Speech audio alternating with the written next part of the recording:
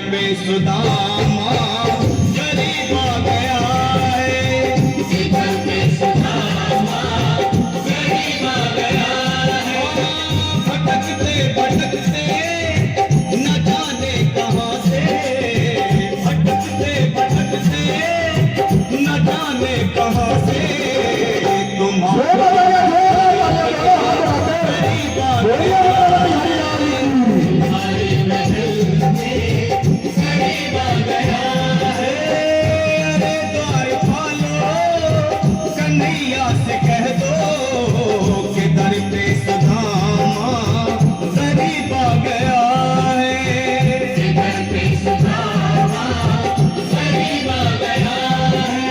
भाई द्वारपाल, मुझ पर दया करो भाई।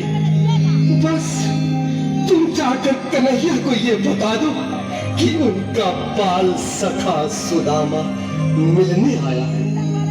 मेरे इस फटे हाल पर मत जाओ भाई, तुम बस जाकर मेरा संदेश उस कृष्ण को दे दो, उस कृष्ण को दे दो भाई।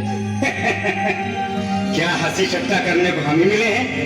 तुम ठहरे दीन निर्धन फटेहाल ब्राह्मण, तुम्हारे अंग अंग से गरीबी बदहाली झलक रही है। और कहा महाराज श्री कृष्ण। क्षमा करना पंडित जी, हमें अपने प्राणों से हाथ नहीं धोने जो तुम्हारा यह संदेश द्वारिकाधीश तक पहुंचाए।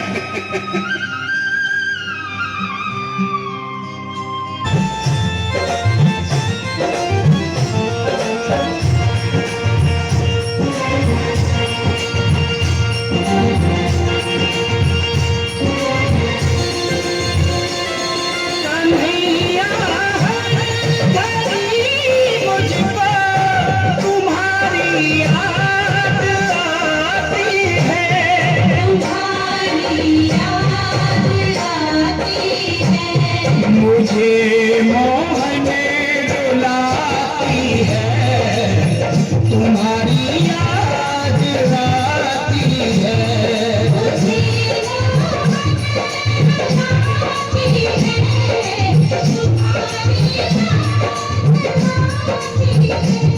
कन्हैया गई मुझ पर तुम्हारी याद आती है,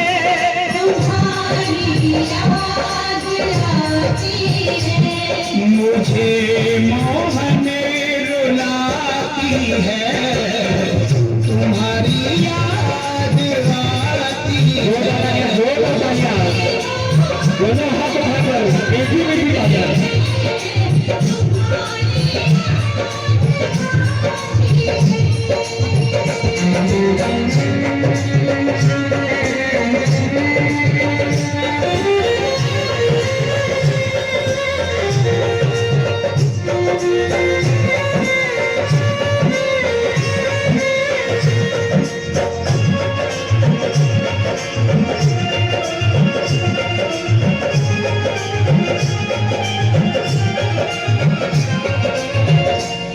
भाइयों, अब मेरी भी सुन लो।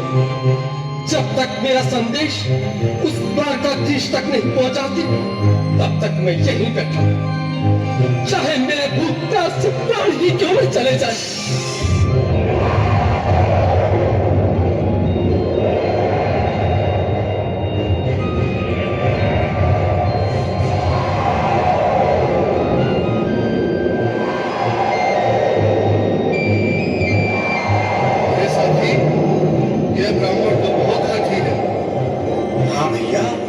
सुबह से शाम होने को है, पर ये यहाँ से जाने का नाम ही नहीं ले रहा।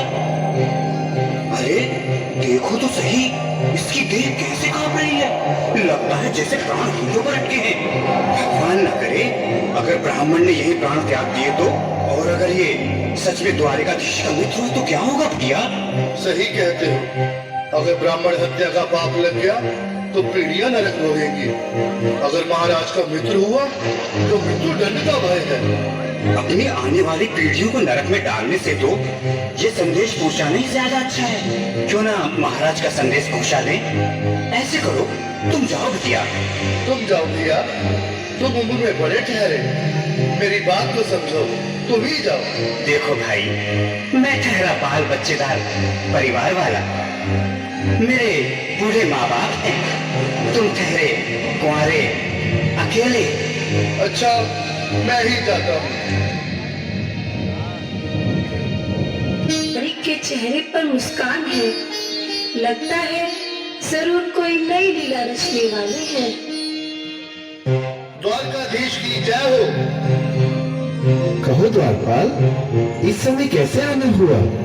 महाराज, क्षमा चाहता हूँ, पर कारण ही कुछ ऐसा है। द्वार पर एक ब्राह्मण स्वयं को रुक क्यों गए? आगे बोलो। द्वार पर एक गरीब ब्राह्मण स्वयं को आपका मित्र बताता है, आपसे मिलना चाहता है।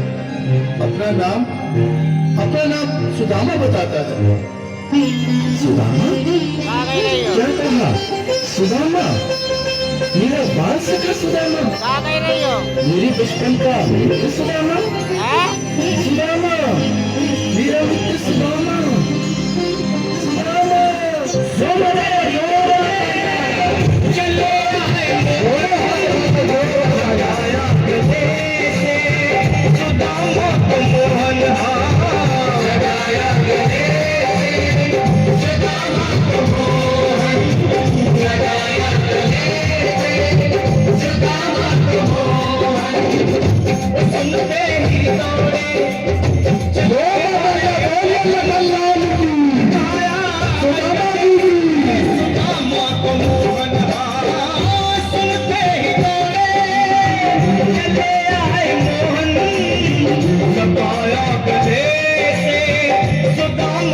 मोहन